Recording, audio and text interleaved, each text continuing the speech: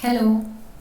In last class, we have discussed about what is working capital and its important concepts and all.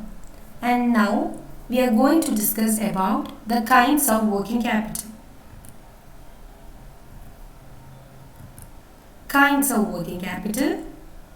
The working capital can be classified into ways on the basis of concept as well as on the basis of time. On the basis of concept, the working capital is classified as gross working capital and net working capital as we discussed earlier. And according to basis of time, the working capital may be classified as permanent working capital as well as the temporary working capital. അപ്പോൾ കോൺസെപ്റ്റിൻ്റെ ബേസിസിൽ നമ്മൾ gross working ക്യാപിറ്റലും net working ക്യാപിറ്റലും time ബേസിസിൽ നമ്മൾ permanent working capital as well as which is also known as the fixed working capital and temporary working capital which is also known as the variable working capital എന്നും നമ്മൾ classify ചെയ്യുന്നു. Then we have to know about what is this permanent or fixed working capital. എന്താണ് ഈ fixed working capital? Fixed working capital എന്ന് പറഞ്ഞു കഴിഞ്ഞാൽ the minimum amount of working capital which is required to ensure the effective utilization of fixed facilities and for maintaining the circulation of current assets, which means the minimum required level of working capital to carry out its normal business operations. അതാണ് നമ്മൾ permanent working capital. Then അതിന് നമ്മൾ വേറെ പേര് പറയുന്നതാണ് the fixed working capital. എപ്പോഴും കമ്പനിയുടെ day to day operations maintain ചെയ്യാൻ മീറ്റപ്പ് ചെയ്യാൻ എപ്പോഴും നമ്മുടെ കമ്പനിക്ക് ഒരു minimum level of working capital maintain ചെയ്യണം. അതിനെയാണ് ഈ ഫിക്സഡ് വർക്കിംഗ് ക്യാപിറ്റൽ എന്ന് പറയുന്നത്. And this part of capital is permanently blocked in current assets. ഇനി ബിസിനസ് എക്സ്പാൻഡ് ചെയ്യുന്നതിനനുസരിച്ച് പെർമനൻറ്റ് വർക്കിംഗ് ക്യാപിറ്റൽ കൂടുതലായിട്ട് ആവശ്യം വരും. അതിനനുസരിച്ച് നമ്മൾ കറണ്ട് അസറ്റ്സിൽ കൂടുതലായിട്ട് ഇൻവെസ്റ്റ്മെൻറ്റ് നടത്തണം. ആൻഡ് ദി പെർമനൻറ്റ് വർക്കിംഗ് ക്യാപിറ്റലിനെ നമുക്ക് 3 ആയിട്ട് ക്ലാസിഫൈ ചെയ്യാം. Initial working capital, regular working capital as well as reserve working capital or cushion working capital. And what is this initial working capital? അതായത് the working capital which is required in the initial stages of business is called as initial working capital. ഒരു പുതിയ business ആദ്യമായി comments ചെയ്യുമ്പോൾ നമുക്ക് ആവശ്യം വേണ്ടി വരുന്ന working ക്യാപിറ്റലിനെയാണ് ഇനീഷ്യൽ വർക്കിംഗ് ക്യാപിറ്റൽ എന്ന് പറയുന്നത്. Then next type is the regular working capital. അതായത് day to day operations smooth functioning, day to day operation smooth ആയിട്ട് കണ്ടക്ട് ചെയ്യാൻ വേണ്ടി ആവശ്യം വരുന്നതാണ് ദ റെഗുലർ വർക്കിംഗ് ക്യാപിറ്റൽ. കാരണം റെഗുലർ വർക്കിംഗ് ക്യാപിറ്റൽ ഇല്ലെങ്കിൽ നമുക്ക് സ്മൂത്ത് ഫ്ലോ ഓഫ് ഓപ്പറേഷൻ നമുക്ക് എൻഷുർ ചെയ്യാൻ പറ്റില്ല. അപ്പോൾ ഒരു കണ്ടിന്യൂസ് ഓപ്പറേഷൻ എൻഷുർ ചെയ്യാൻ വേണ്ടി വരുന്ന എമൗണ്ടിനെയാണ് ദ റെഗുലർ വർക്കിംഗ് ക്യാപിറ്റൽ എന്ന് പറയുന്നത്. ആൻഡ് ദ തേർഡ് കാറ്റഗറിയാണ് reserve margin, reserve working capital or cushion working capital. അതായത് it is the excess of working capital over the regular working capital that should be kept in reserve for contingencies that may arise at any time. Any time ഇപ്പോൾ contingencies ഉണ്ടാകുമ്പോൾ അത് meet ചെയ്യാൻ വേണ്ടി regular working capital കൂടാതെ നമ്മൾ reserve ചെയ്ത് വെക്കുന്ന ഒന്നാണ് വയ്ക്കുന്ന എക്സസ് എമൗണ്ട് ആണ് ദ റിസർവ് വർക്കിംഗ് ക്യാപിറ്റൽ.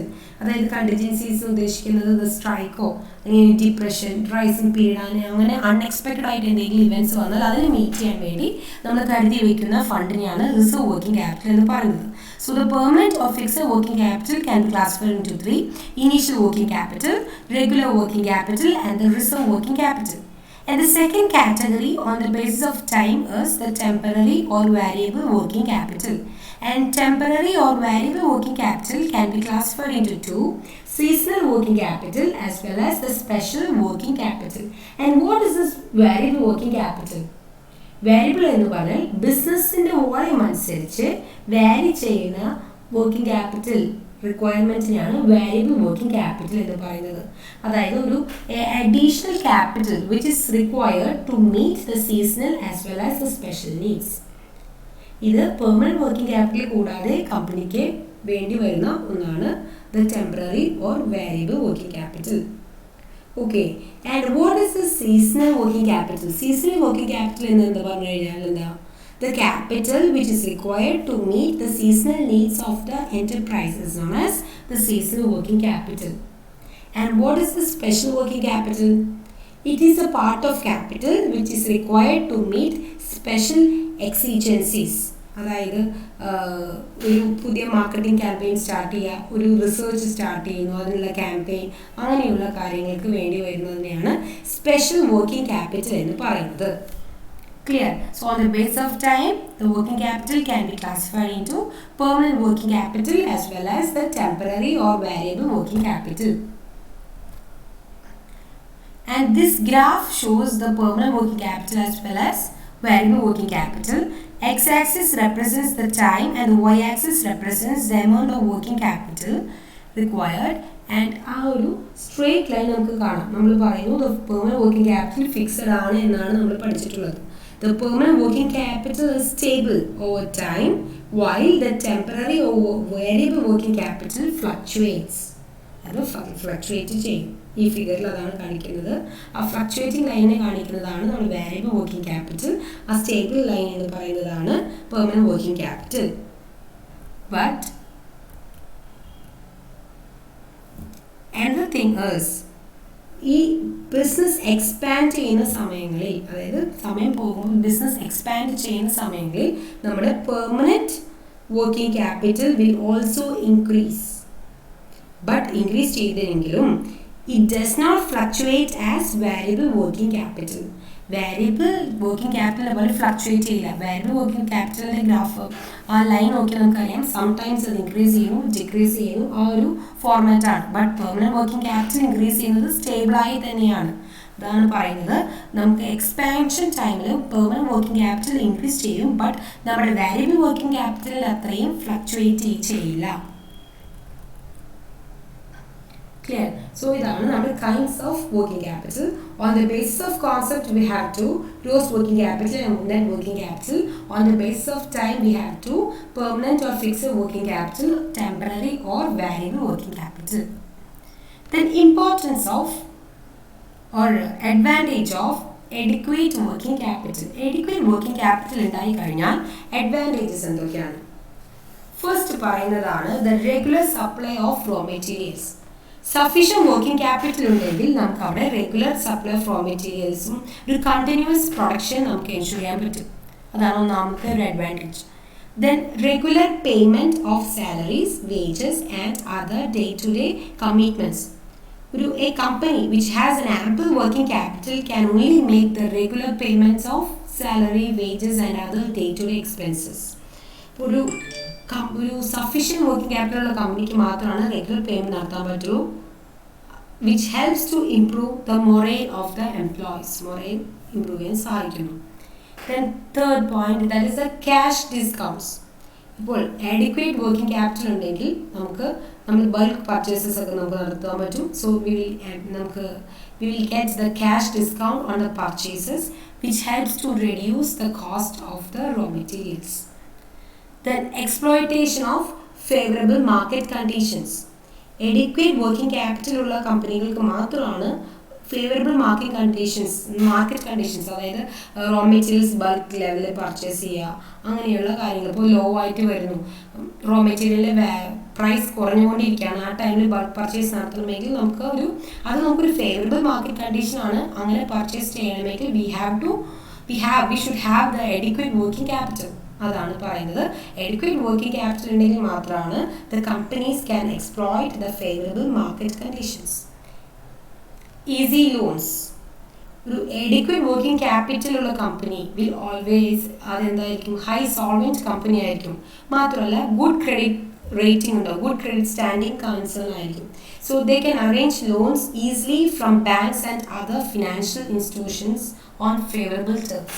അത് വളരെ ഈസി ആയിട്ട് ലോൺസ് അവൈൽ ചെയ്യാൻ പറ്റും ഡ്യൂ ടു അവർ സോൾവെൻ്റ് ആണ്, ഒരു ഗുഡ് ക്രെഡിറ്റ് സ്റ്റാൻഡിങ് ഉള്ളത് കൊണ്ട്. Then ability to face crisis. ഈ എന്തെങ്കിലും എമർജൻസി പീരീഡിലൊക്കെ നമുക്ക് ക്രൈസിസ് സിറ്റുവേഷൻ, അതായത് ഡിപ്രഷൻ പീരീഡ് വന്നു, ഈ കോവിഡ് എന്ന് പറയുന്നത് തന്നെ ഒരു ക്രൈസിസ് സിറ്റുവേഷൻ ആണ്. അപ്പോൾ എഡിക്വേറ്റ് വർക്കിംഗ് ക്യാപിറ്റലുള്ള കമ്പനിക്ക് അത് മാനേജ് ചെയ്യാൻ പറ്റും. Quick and regular return on investor. എല്ലാ ഇൻവെസ്റ്റേഴ്സിനും, every investor wants to get a quick and regular return on its investment. അപ്പോൾ സഫീഷ്യൻറ്റ് വർക്കിംഗ് ക്യാപിറ്റൽ ഉണ്ടെങ്കിൽ ആ കമ്പനിക്ക് ഒരു റെഗുലർ ഡിവിഡൻസ് എൻഷുർ ചെയ്യാൻ പറ്റും, ഇൻവെസ്റ്റേഴ്സിന് റെഗുലർ റിട്ടേൺ കൊടുക്കാൻ പറ്റും, which helps to gain the confidence of the investors. അത് മാത്രമല്ല, കോൺഫിഡൻസ് മാത്രമല്ല, എന്താ ഗുണം, അവർ കൂടുതൽ എഡീഷണൽ ഫണ്ട്സ് നമ്മുടെ കമ്പനിയിൽ ഇൻവെസ്റ്റ് ചെയ്യാനുള്ള സാധ്യതയുമുണ്ട്. Then the solvency of the business, അതായത് adequate working capital helps in maintaining the solvency of the business by providing smooth flow of production. Goodwill, ഇപ്പോൾ prompt payment നടത്തുന്ന company, smooth flow of production ensure ചെയ്യുന്ന company ആണെങ്കിൽ automatically it helps in creating and maintaining goodwill. High morale, adequate ആയിട്ട് working capital company ആണെങ്കിൽ അവിടെ ഒരു എന്താണ്, it creates an environment of confidence, efficiency and security, and creates overall efficiency in a business, and which in turn increases the morale of the employees. Employees in the morale എല്ലാം increase ചെയ്യാൻ നമുക്ക് അതുകൊണ്ട് പറ്റും. And it also helps to enhance the production as well as the profits. പ്രോഫിറ്റും പ്രൊഡക്ഷനും എല്ലാം enhance ചെയ്യാൻ ഈ adequate working capital ഉണ്ടെങ്കിൽ നമുക്ക് സാധ്യമാക്കും. So the importance of working capital involves regular supply of raw materials, regular payment of salaries, wages, and other day-to-day commitments, cash discounts, exploitation of favorable market conditions, easy loans, ability to face crisis, quick and regular return on investment, solvency of the business, goodwill, and high morale. Then what will happen if there is inadequate or excess working capital? എപ്പോഴും working capital എന്ന് പറയുന്നത് every business concern requires finance and every business concern should have adequate working capital to run its business operations, but it should not have neither excess or inadequate working capital. Excess ആവാനും പാടില്ല, inadequate working capital ആകാൻ പാടില്ല. And both excess as well as short working capital positions are bad for any business. അത് രണ്ടും dangerous ആണ് from the point of view of the firm. So next we are going to discuss about the dangers of inadequate working capital as well as the dangers of excessive working capital. So what are the dangers of inadequate working capital? Inadequate working capital ആണെങ്കിൽ major dangers എന്തൊക്കെയാണ്? The first thing is the firm cannot pay its short-term liabilities in time. Short-term liabilities ഒരിക്കലും പ്രോപ്പറായിട്ട് payment നടത്താൻ പറ്റില്ല. And they shall not be able to get good credit facilities. ഈ short term liability തന്നെ meet ചെയ്യാൻ പറ്റാത്ത കമ്പനീസിന് ഒരിക്കലും ഒരു ഗുഡ് ക്രെഡിറ്റ് ഫെസിലിറ്റീസ് ഒന്നും അവൈൽ ചെയ്യാൻ പറ്റില്ല. It cannot buy its requirements in bulk, and therefore they cannot avail any type of discount, cash discount or trade discount ഒന്നും അവർക്ക് avail ചെയ്യാൻ പറ്റില്ല. And it becomes difficult for the firm to exploit the favorable market conditions and undertake profitable projects due to the lack of working capital. And it creates inefficiencies which in turn increases cost and reduces the profit of the business. It is also may be difficult to utilize the fixed assets efficiently due to the non-availability of liquid funds. Thereby, the rate of return on investment falls. It will affect the dividend policy adversely. Then in some way, after all, it will affect our goodwill adversely, which results in the loss of financial reputation. Financial reputation order fall chedu. In short, we can say that it leads to the overall business failure. Overall business failure ne കാരണമാകും. ഒരു കമ്പനീസിൻ്റെയൊക്കെ വലിയൊരു fault, അതായത് ഫെയിലിയറിനുള്ള main കാരണം എന്ന് പറയുന്നത് ഒരു inadequate working ക്യാപിറ്റലാണ്, which means the shortage of working capital. So shortage of working capital വളരെ ഡേഞ്ചറസ് സിറ്റുവേഷൻ ആണ് എന്നാണ് പറയുന്നത്. It is a leading cause of business failure. Then ഈ ഇൻഎഡിക്വേറ്റ് വർക്കിംഗ് ക്യാപിറ്റൽ പോലെ തന്നെ അത്രയും ഡേഞ്ചറസ് തന്നെയാണ് എക്സസീവ് വർക്കിംഗ് ക്യാപിറ്റൽ. രണ്ടും ഡേഞ്ചറസ് ആണ്. Next we will discuss about the dangers of excessive working capital. Excessive working capital ഉണ്ടെങ്കിൽ എന്താണ് problem? കാരണം excessive working capital which means what? Idle funds. അത് idle funds ആണ്. which earns no profits for the business. Business in profit avail ചെയ്യാൻ പറ്റുന്നില്ല. And hence the business cannot earn a proper rate of return on its investment. അത് ഇൻവെസ്റ്റ്മെൻറ്റിൽ നിന്ന് proper rate of return പറ്റുന്നില്ല. മാത്രമല്ല, when there is excessive working capital, it may lead to unnecessary purchasing and accumulation of inventories, causing, അതായത് വെറുതെ നമ്മൾ കൂടുതൽ purchase ചെയ്ത് വെച്ച് നമുക്കത് യൂസ് ഇല്ല, എന്ത് സംഭവിക്കും?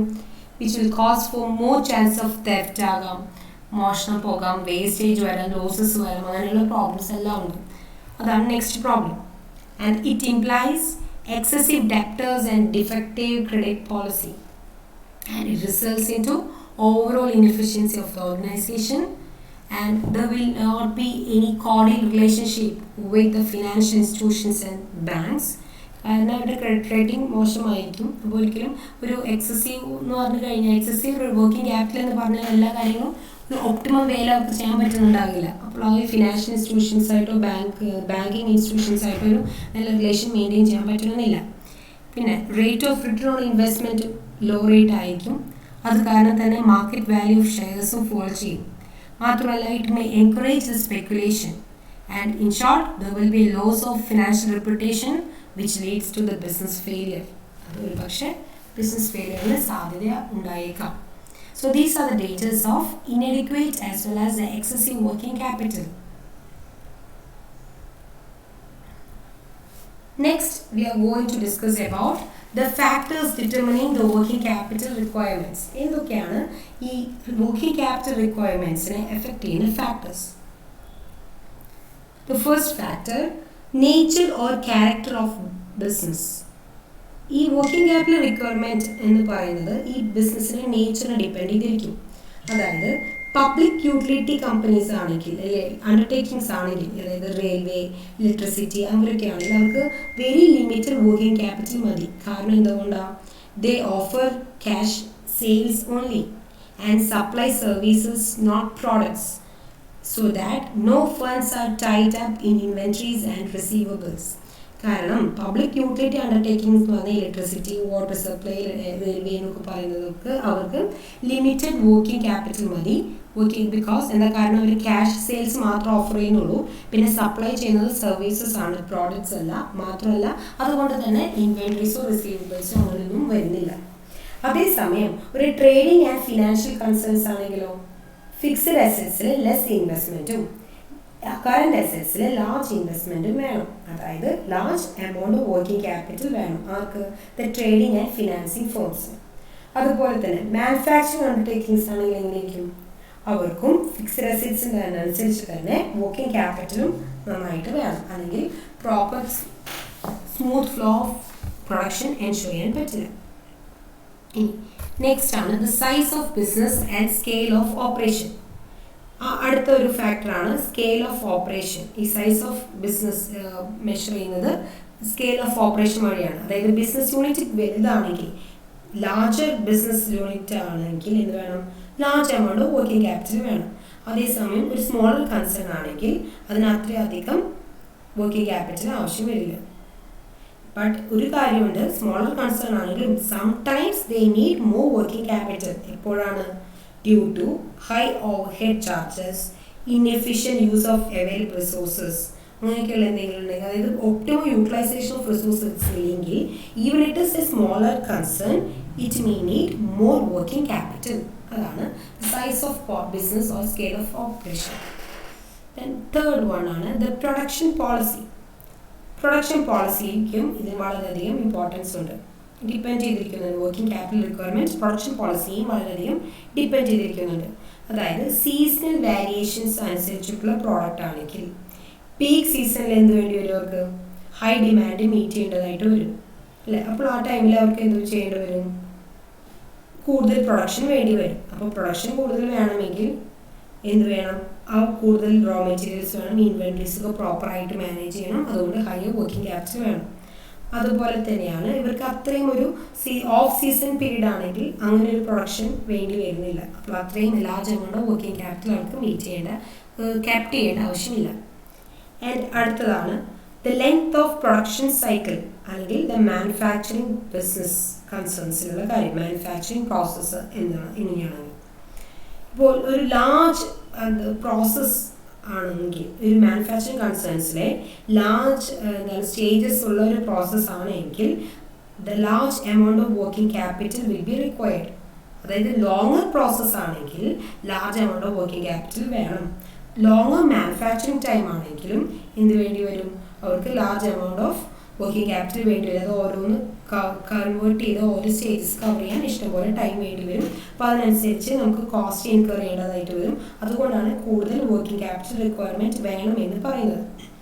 അതേസമയം ഒരു ഷോർട്ടസ്റ്റ് പ്രൊഡക്ഷൻ പീരീഡ് ആണെങ്കിലോ അവർക്ക് അധികം വർക്കിംഗ് ക്യാപിറ്റൽ വേണ്ട. കാരണം ആ റോ മെറ്റീരിയൽസ് ഈസിലി അത് കൺവേർട്ട് ചെയ്ത് ഡെപ്റ്റേഴ്സ് ആവും, സെയിൽസ് ആവും. അതായത് റോ മെറ്റീരിയൽസിന് വർക്ക് ഇൻ പ്രോഗ്രസ് വഴി അത് ഫിനിഷ്ഡ് ഗുഡ്സ് ആകും. ഫിനിഷ്ഡ് പ്രോഡക്ട്സ് വേഗം തന്നെ അത് സെയിൽസിലേക്ക് കൺവേർട്ട് ആകുന്നു. അതിൽ നിന്ന് വീണ്ടും ക്യാഷ് റിയലൈസ് ചെയ്യുന്നു. അപ്പോൾ അത്രയും ഒരു ഇത് വേണ്ട. എന്ത് വേണ്ട? നമ്മുടെ വർക്കിംഗ് ക്യാപിറ്റൽ റിക്വയർമെൻറ്റ് നമുക്ക് കുറച്ച് അത്രയധികം ആവശ്യം വരുന്നില്ല if there is shortest production period.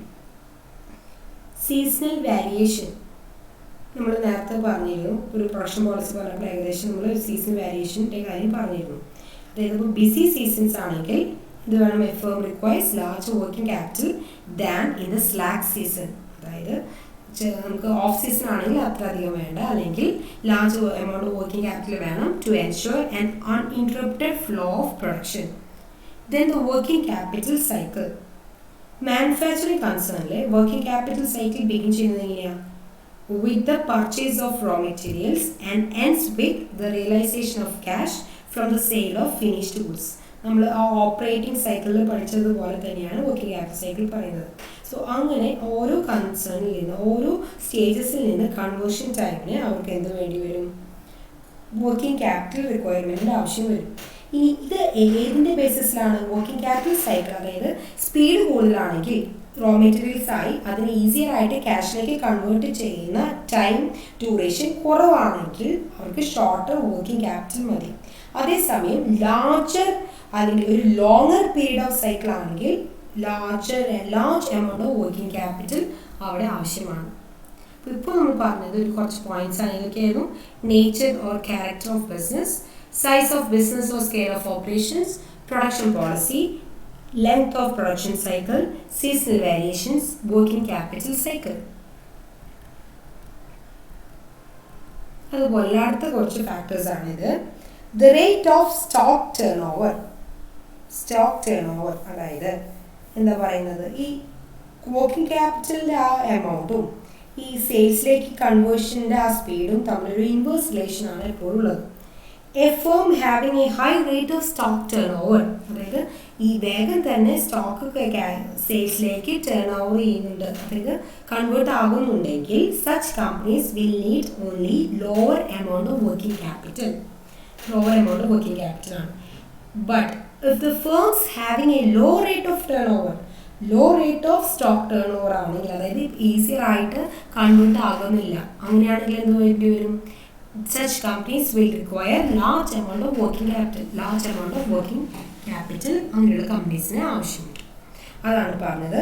There is an inverse relationship between the quantum of working capital as well as the speed with which the sales are converted. Then അടുത്തതാണ് the credit policy or the credit period. Credit policy എന്ന് വെച്ച് കഴിഞ്ഞാൽ എന്താ ഉദ്ദേശിക്കുന്നത്? ആ ഒരു working capital, ആ ഒരു ഡെപ്റ്റേഴ്സിനെയും ക്രെഡിറ്റേഴ്സിനെയും ഡീൽ ചെയ്യേണ്ട ആ ഒരു ക്രെഡിറ്റ് പീരീഡ് എത്രയാണ്, ആ ക്രെഡിറ്റ് പോളിസി എന്താണെന്നാണ് ഉദ്ദേശിക്കുന്നത്. ചിലവർ എന്താണ് കൂടുതലായിട്ട് ക്രെഡിറ്റിന് പർച്ചേസ് ചെയ്യുന്ന കൺസേൺസ് ആണെങ്കിൽ അതായത് റോ മെറ്റീരിയൽസ് എല്ലാം ക്രെഡിറ്റിൽ പർച്ചേസ് ചെയ്യുന്നു, പിന്നെ ബട്ട് പ്രോഡക്റ്റും സർവീസസും ഒക്കെ ക്യാഷ് ബേസിസിൽ മാത്രമാണ് സെല് ചെയ്യുന്നതെങ്കിൽ അവർക്ക് less amount of working capital മതി. കാരണം ക്രെഡിറ്റിന് പർച്ചേസ് ചെയ്യുന്നു പക്ഷേ ക്യാഷ് സെയിൽസ് മാത്രമേ നടത്തുന്നുള്ളൂ. അപ്പോൾ അവർക്ക് ഈസിയായിട്ട് അവരുടെ ഫണ്ട്സ് മാനേജ് ചെയ്യാൻ പറ്റും. അതുകൊണ്ട് അവർക്ക് lesser amount of working capital മതി. അതേസമയം ഒരു കൺസേൺ അവർ റോ മെറ്റീരിയൽസ് ക്യാഷിൽ പർച്ചേസ് ചെയ്യുന്നുണ്ട്, അതേപോലെ തന്നെ അവർ കസ്റ്റമേഴ്സിന് പ്രോഡക്റ്റ് സെല് ചെയ്യുമ്പോൾ ക്യാഷ് സെയിൽസ് ഉണ്ട് as well as credit sales ഉണ്ടെങ്കിൽ അതിൻ്റെ അർത്ഥം എന്താ? ക്രെഡിറ്റ് സെയിൽസും ഉണ്ടെങ്കിൽ നമുക്ക് ആ ഫണ്ട്സ് അപ്പോൾ തന്നെ തിരിച്ചു കിട്ടണമെന്നില്ല. അതുകൊണ്ട് അവർക്ക് അങ്ങനെയുള്ള കമ്പനീസിന് they need larger amount of working capital. അങ്ങനെയുള്ള കമ്പനികൾക്ക് larger amount of working capital ആവശ്യം വരും. അതാണ് the credit policy or the credit period എന്നുകൊണ്ട് ഉദ്ദേശിക്കുന്നത്. ദെൻ അടുത്തതാണ് ബിസിനസ് സൈക്കിൾ. ബിസിനസ് സൈക്കിൾ നമുക്കറിയാം അല്ലെ, ബൂം പീരീഡ്, ഡിപ്രഷൻ, റിസെഷൻ എന്നുള്ള പീരീഡിനൊക്കെയാണ് നമ്മൾ ബിസിനസ് സൈക്കിൾ എന്ന് പറയും. അതെപ്പോഴും നമുക്കറിയാം ബിസിനസ് സൈക്കിൾ എപ്പോഴും എങ്ങനെയാണ് ഉണ്ടായിരിക്കുക, ഒരു ഓൾട്ടർനേറ്റ് ആയിട്ടുള്ള എക്സ്പാൻഷൻ കോൺട്രാക്ഷൻ ആണ് ഉണ്ടായിരിക്കുക അല്ലേ. The alternate expansion and contraction in general business activity അല്ലേ. ഇപ്പോൾ ബൂം പീരീഡ് ആണെങ്കിൽ എന്താണ് പ്രത്യേകത? ബൂം പീരീഡ് എന്ന് പറഞ്ഞാൽ ബിസിനസ് വളരെ പ്രോസ്പെറസ് ആയിട്ട് നിൽക്കുന്ന ഒരു പീരീഡാണ്. ആ ടൈമിൽ എന്ത് വേണ്ടി വരും? A large amount of working capital വേണ്ടി വരും because of increase in sales, rise in prices, or optimistic expansion of business, etc. But at the times of depression, what will happen? Depression time എന്ത് സംഭവിക്കുന്നത്? The business contracts. Business കുറഞ്ഞു വരുന്നു, sales will decline and there will be difficulties in collection from debtors. അങ്ങനെയുള്ള ടൈമുകളാണെങ്കിൽ എന്ത് സംഭവിക്കും? അവർക്ക് അധികം working capital വേണ്ട. സംടൈംസ് ആ കമ്പനിയുടെ വർക്കിംഗ് ക്യാപിറ്റലും ഐഡിലായി കിടക്കുകയാണ്. കാരണം ബിസിനസ് ഓപ്പറേഷൻസോ ഒന്നുമില്ല, അവർ റോ മെറ്റീരിയൽസ് പർച്ചേസ് ചെയ്യുന്നില്ല, ഒരു ബിസിനസ് കണ്ടക്ട് ചെയ്യുന്നില്ല. അപ്പോൾ ഡിപ്രഷൻ ടൈമിൽ അവർക്ക് അധികം എന്ത് വേണ്ട? വർക്കിംഗ് ക്യാപിറ്റൽ റിക്വയർമെൻറ്റ് അവർക്ക് അധികം വേണ്ട. ബട്ട് എപ്പോഴാണ് വേണ്ടത്? ബൂം പീരീഡിലാണ് larger amount of working capital ആവശ്യമുള്ളത്. Then rate of growth of ബിസിനസ്സിൻ്റെ ഗ്രോത്ത് റേറ്റ്.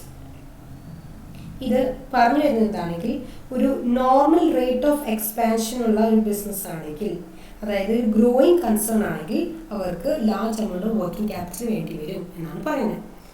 അപ്പോൾ ഒരു ഗ്രോയിങ് കൺസേൺ ആണെങ്കിൽ such companies shall require larger amount of working capital. Then next point, earning capacity and dividend policy. Earning capacity as well as the dividend policy. The firms having high earning capacity can easily generate cash profits from operations and contribute to their working capital. അതായത് ഒരു high earning capacity ഉള്ളതാണെങ്കിൽ അവർക്ക് profit വേഗം generate ചെയ്യാൻ പറ്റും, working ക്യാപിറ്റലിലേക്ക് contribute ചെയ്യാൻ പറ്റും. അപ്പോൾ അവിടെ അവർക്ക് കൂടുതൽ large amount of working capital ആവശ്യമില്ല. അതുപോലെ തന്നെ ഡിവിഡൻഡ് പോളിസി അവരെ ഈ ഒരു വർക്കിംഗ് ക്യാപിറ്റൽ റിക്വയർമെൻറ്റിനെ വളരെയധികം ബാധിക്കുന്നുണ്ട്. ഒരു high rate of cash dividend കൊടുക്കുന്ന ഒരു കമ്പനിയാണ്, അതായത് ഒരു നമ്മൾ പറയാം പല different type of dividend policy ഉണ്ട്. ചിലത് study dividend policy, fluctuating dividend policy ഇങ്ങനെയെല്ലാം ഉണ്ട്.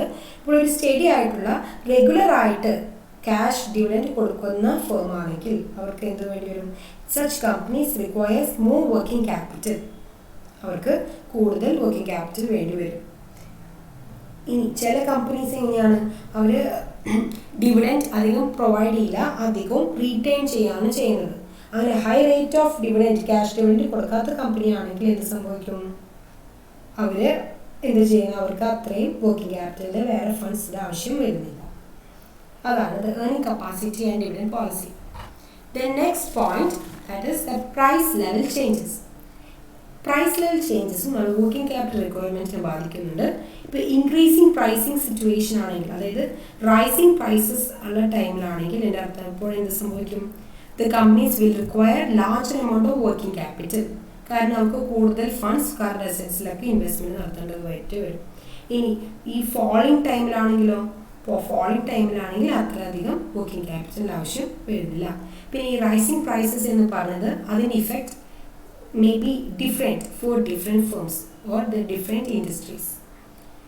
അതുപോലെ തന്നെ the other factors which determine the working capital requirement എന്ന് പറയുന്നതാണ് operating efficiency, management ability, regularity or irregularity of supply, import policy, asset structure, use of manual labor, banking facilities, etc. So in short, we can say that these are the important factors determining the working capital requirement. അത് ഓരോ industry അനുസരിച്ച് ഓരോ concern അനുസരിച്ച് ആ requirement, working capital requirement എന്ന് പറയുന്നത് different ആണ്. Okay, thank you.